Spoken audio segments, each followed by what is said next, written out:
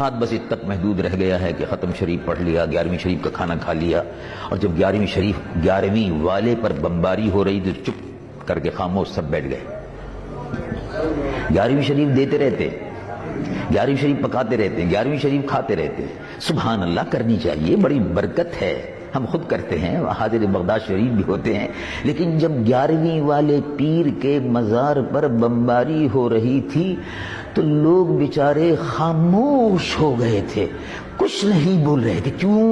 اس لیے کہ حکومت ناراض ہو جاتی اور امریکہ ناراض ہو جاتا۔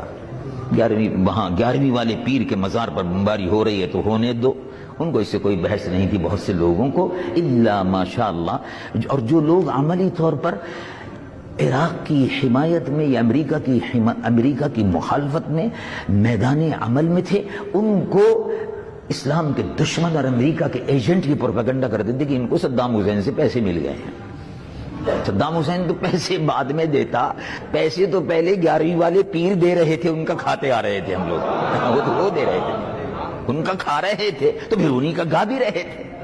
لیکن بہت سے لوگ ڈر کے بیٹھ گئے اور کہا کہ نہیں، یہ تو سیاسی مسئلہ ہے۔ اب لوگوں کے لیے بڑا آسان ہے کسی چیز سے جان چھڑانا ہو، نہیں یہ سیاسی مسئلہ ہے۔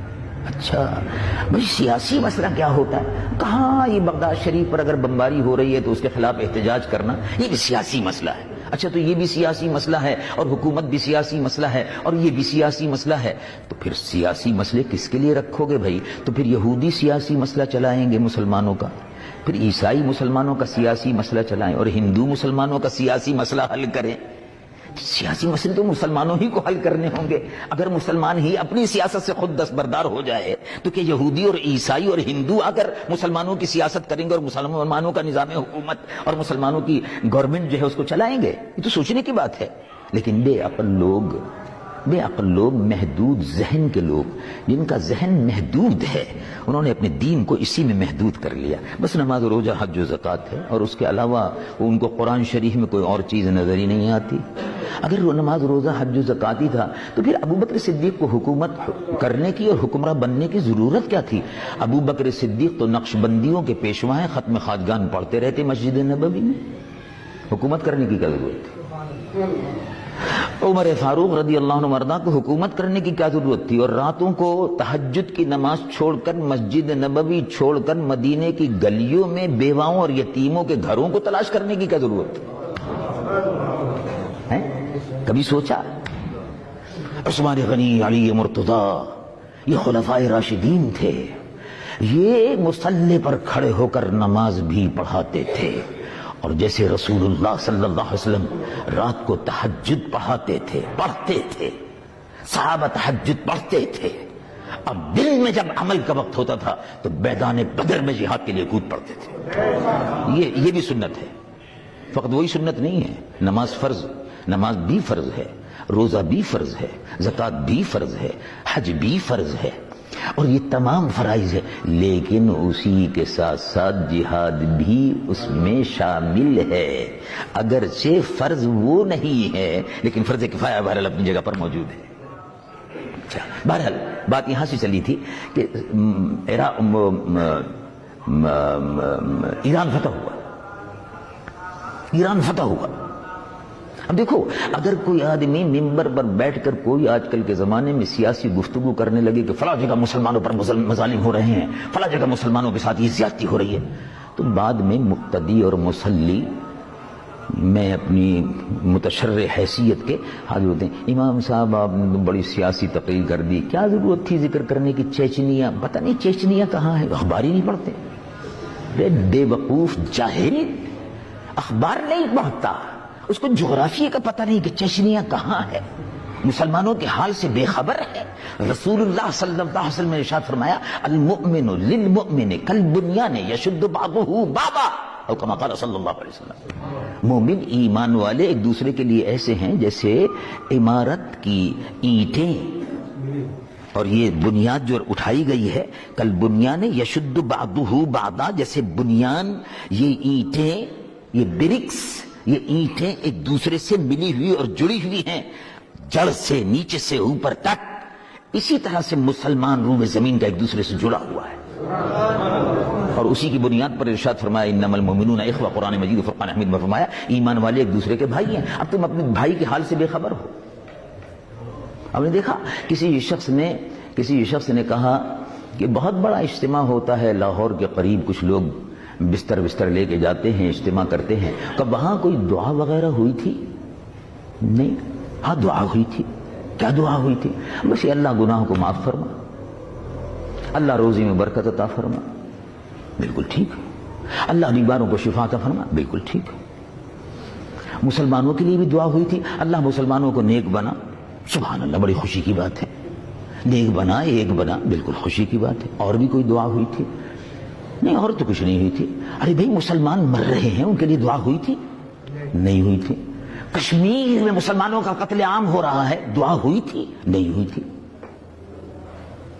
ذرا غور فرمائیے، 10,000 مسلمان عورتوں کی عصمت ہندو لوٹ چکا ہے اور مسلسل کشمیر میں لوٹ رہا ہے جی، اور مولوی صاحب دعا نہیں کرتے کیونکہ سیاسی مسئلہ ہے۔ اللہ اکبر، مسلمانوں کا قتل عام ہو رہا ہے، یہ سیاسی مسئلہ ہے۔ 40,000 مسلمان، یہ ایمنسٹی انٹرنیشنل کی رپورٹ ہے کہ 40,000 آدمی مسلمان کشمیر میں اب تک شہید ہو چکا ہے۔ 40,000 اور 1 لاکھ کے قریب مسلمان معذور ہو کر مظفر آباد اور اس کے اردلواح میں کیمپوں میں پڑا ہوا ہے۔ کسی کا ہاتھ کٹا ہوا ہے، کسی کی آنکھ نکلی ہوئی ہے اور کسی کی ناک کٹی ہوئی ہے، عورتوں کی چھاتیاں کٹی ہوئی ہے، اور دعا نہیں ہو رہی۔ کیوں بھائی، کیا بات ہے؟ سیاسی بات ہے۔ اچھا، یعنی کشمیر کے مظلوم مسلمانوں کے لیے دعا کرنا سیاسی بات ہے۔ چیچنیا میں قتل عام ہو رہا، چیچنیا کہاں ہوتا ہے؟ تو اخبار تو پڑھتے نہیں ہیں۔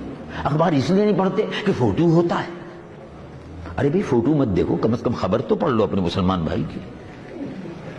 تو فوٹو تو لفافے بھی ہوتا ہے، فوٹو تو نوٹ میں بھی ہوتا ہے، تو جیب میں کیوں رکھتے ہو؟ پھر مسجد میں کیوں جاتے ہو؟ سارے نوٹ جو ہیں جیب سے باہر نکال کے مسجد کے باہر رکھ کے چلے جایا کرو، پھر ماشاءاللہ پتہ چلے گا نماز کیسے ہوتی ہے۔ اگرچہ مجھے معلوم ہے یہ مسئلہ، امام اہل سنت اعلیٰ حضرت فاضل بریلوی نور اللہ مرقدہ نے کفل الفقیہ الفاہم میں، کفل الفقیہ میں ارشاد فرمایا ہے، اور تمام علماء اور محدثین نے اس پر اتفاق کیا ہے کہ بھئی نوٹ لے کر مسجد میں جا سکتے ہیں اگرچہ اس میں تصویر ہے۔ مجھے معلوم ہے یہ مسئلہ، لیکن میں کہہ رہا ہوں آپ سے کہ جب یہی بات ہے تو پھر وہ جیب میں کیوں رکھا ہوا؟ جیب شریف میں تصویر بھی رکھی ہوئی، نوٹ بھی رکھا ہوا ہے۔ اور عمرہ کرنے کے لیے کیوں بار بار جاتے ہیں تصویریں کھچوا کر، اور سعودی عرب کے سفارت خانے میں دے کر؟ اور حج کے لیے کیوں جاتے ہیں بار بار؟ حج تو ایک دفعہ فرض ہے اور عمرہ تو فرض نہیں ہے۔ کس نے کہا عمرہ فرض ہے؟ صرف حج ایک مرتبہ عمر میں فرض ہے۔ اور ویڈیو پر اور ٹی وی پر تقریریں بھی ہوتی ہیں، اور بعد میں کہتے ہیں کہ ٹی وی اور ریڈیو ٹھیک ہے، ویڈیو بھی ٹھیک ہے، یہ بھی ٹھیک ہے، لیکن مسجد میں نہیں آنا چاہیے۔ اچھا، اگر مسجد میں نہیں آنا چاہیے تو پھر اور جگہ بھی نہیں آنا چاہیے؟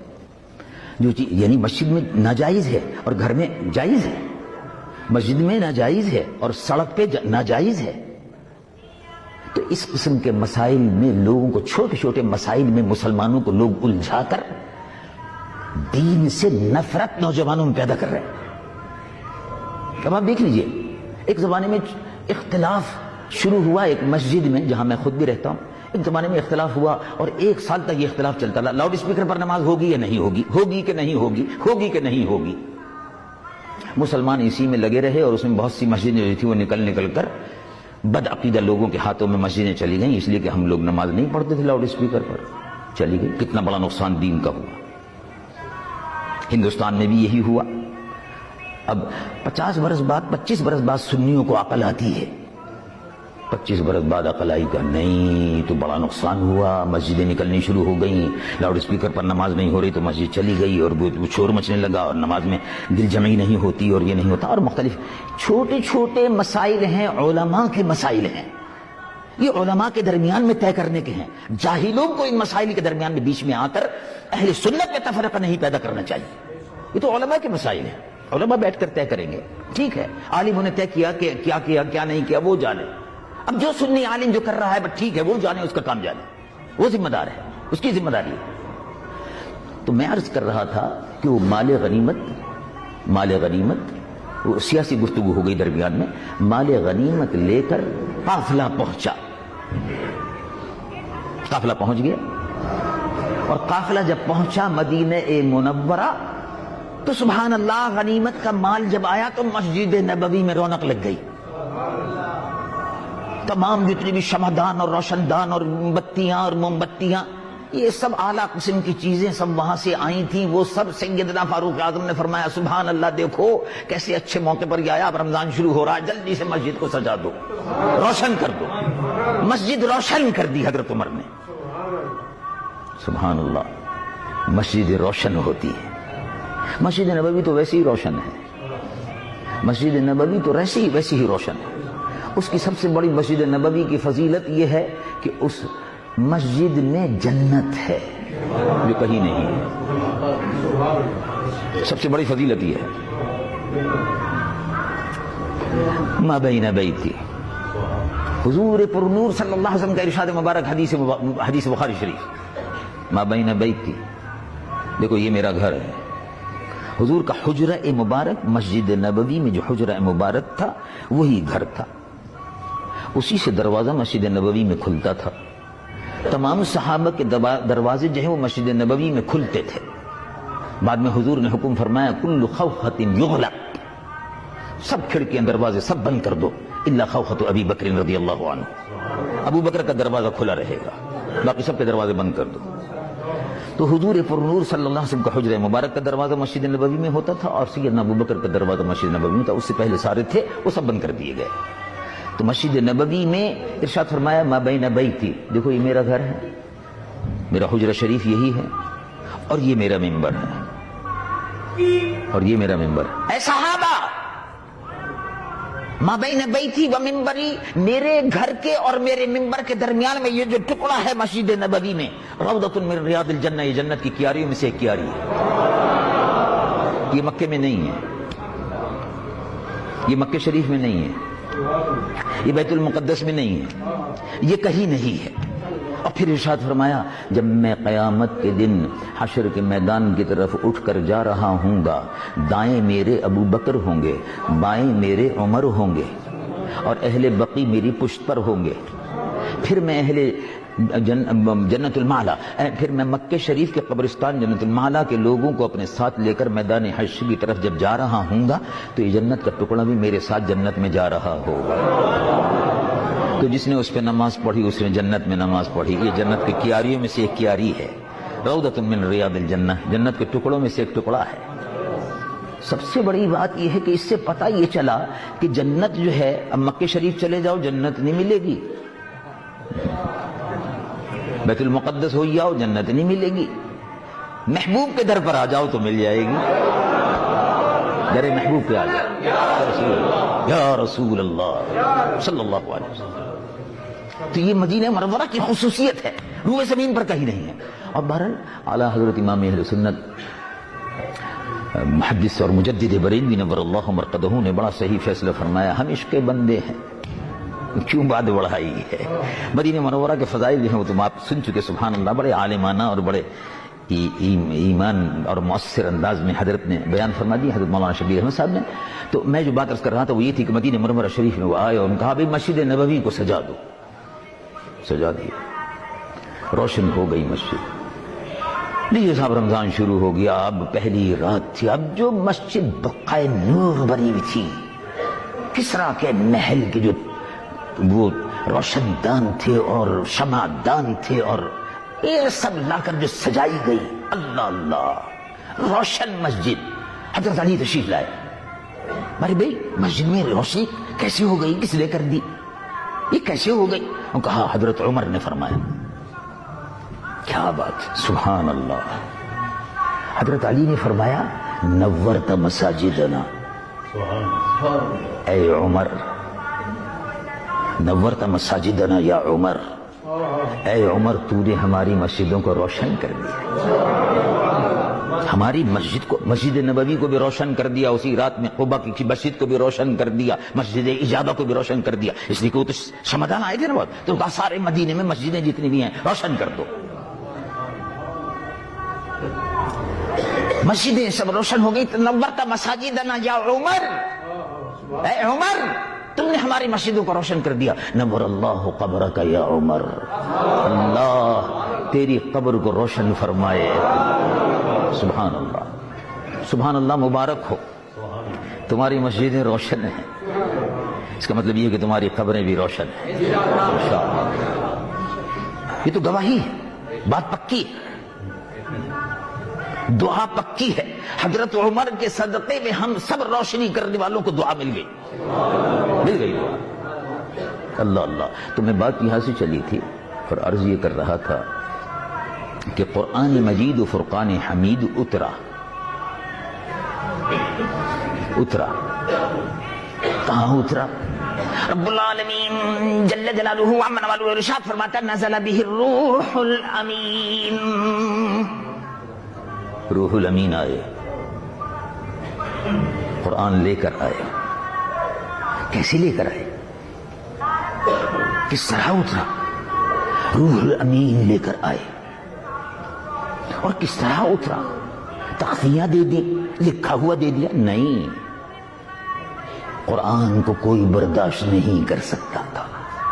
تختی برداشت نہیں کرتی, تختی تو بہت بڑی بات ہے, پتھر نہیں برداشت کرتے, پتھر بہت بڑی بات ہے, پہاڑ برداشت نہیں کر سکتے تھے, زمین برداشت نہیں کر سکتی تھی. یہ اگر اتر سکتا ہے پہاڑوں پر نہیں اتر سکتا, زمین کے کسی حصے پر نہیں اتر سکتا. اگر اتر سکتا ہے تو قلب مصطفیٰ پر اتر.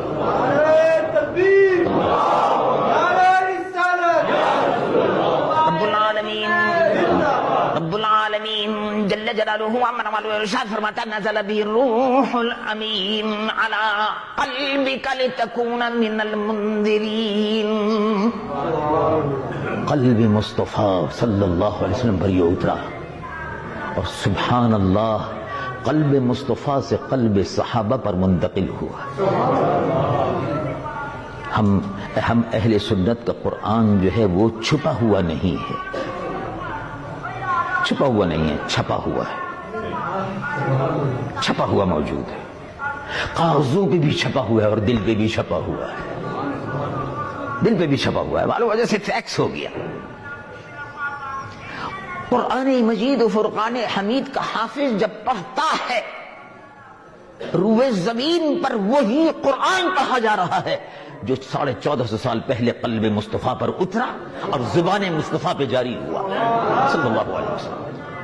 اللہ تبارک و تعالی جل جلالہ عم نوالہ اس قرآن مجید و فرقان حمید کو سننے کی اور اس پر عمل کی مجھ گناہگار و سیاہکار کو بھی توفیق عطا فرمائے. میں بھی بہت گناہگار و سیاہکار ہوں, میرے لیے بھی دعا کیجیے. اللہ تبارک و تعالی میری بھی مغفرت فرمائے, اس کی تلاوت کی برکت سے مغفرت فرمائے. عبداللہ ابن مسعود رضی اللہ عنہ وارضاہ,